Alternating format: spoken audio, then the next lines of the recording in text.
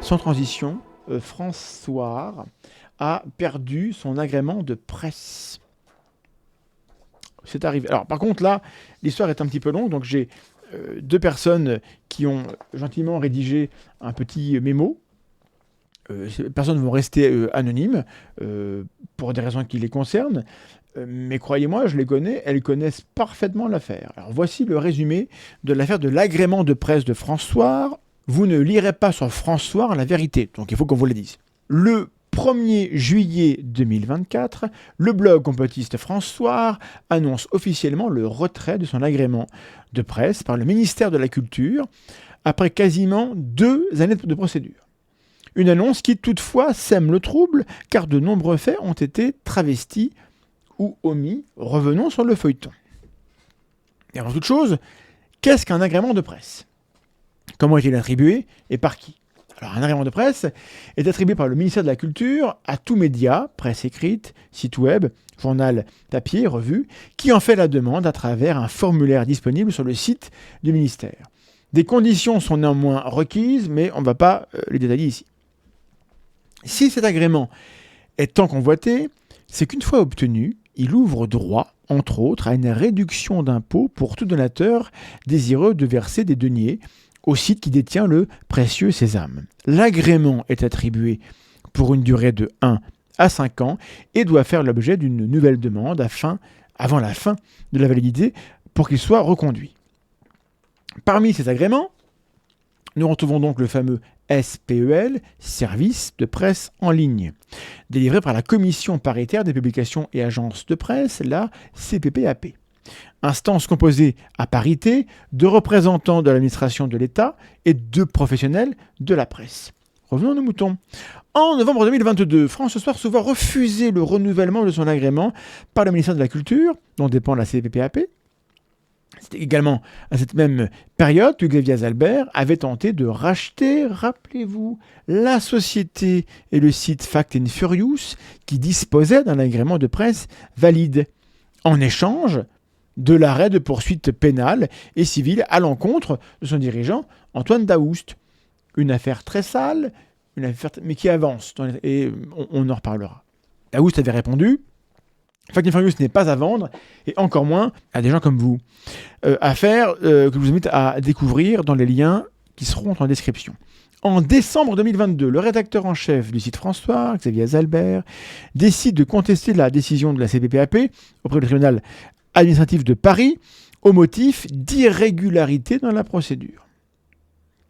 Le 13 janvier 2023, le juge des référés donne raison à Xavier Zalbert. Ça peut arriver. Et il suspend la décision de la CPPAP de ne pas renouveler l'agrément de François jusqu'au jugement sur le fond de l'affaire. En mars 2024, le Conseil d'État confirme les irrégularités soulevées par Xavier Zalbert. Ça peut arriver. Et valide donc la décision du tribunal administratif. Il enjoint donc la CPPAP de statuer à nouveau sur l'agrément de François dans les 2 mois à compter de la décision. C'était en mars. Le 26 juin 2024, la CPPAP se réunit à nouveau et décide de ne pas renouveler l'agrément du blog complotiste au motif que, et je cite la CPPAP, François expose sous un jour favorable des conduites thérapeutiques et préventives qui sont susceptibles de détourner les malades de thérapies conformes à l'état actuel des connaissances scientifiques. En particulier, votre site, il parle à François, promeut l'efficacité du traitement de la Covid-19 par hydroxychloroquine et enjoint filles et garçons à ne pas se faire vacciner contre le papillomavirus en utilisant de manière tronquée des données officielles ou des études publiées de la littérature scientifique, ou en présentant comme revêtant une valeur scientifique des prises de position d'experts. Voilà. En gros, vous désinformez, vous faites courir des risques à la santé du public, et donc pour ça, on va considérer que vous ne méritez pas cet agrément. Il aurait donc fallu près d'1 an et demi à la CPPAP pour venir à bout de cette procédure de retrait d'agrément. 1 an et demi que François et leurs avocats font croire qu'ils gagnent leur procédure judiciaire contre la CPPAP sans jamais expliquer qu'ils n'ont fait que retarder la sentence en mettant en scène leur victoire, qui n'en sont pas vraiment. Incapables de se remettre en cause, évidemment, ils feuilletonnent, François, leur pérégrination judiciaire pour susciter l'émoi et l'indignation chez une population abreuvée aux mensonges du blog depuis 2020. Et le fait est que ça marche. Leur stratégie de victimisation fait que des gens leur donnent de l'argent. Et j'ai envie de vous dire, moi aussi, je suis vachement victime de beaucoup de harcèlement. N'hésitez pas à soutenir La Tronche en Biais sur Ulule, sur Tipeee et sur Patreon. Il est bon de rappeler que des professionnels de la presse écrite composent cette commission, qui n'est pas un tribunal où on pourrait faire appel. La sentence par les pairs est irrévocable, et les gesticulations d'une avocate filmée en gros plan, font référence à une vidéo qui est sortie récemment, dans une mise en scène grotesque, n'y changeront rien.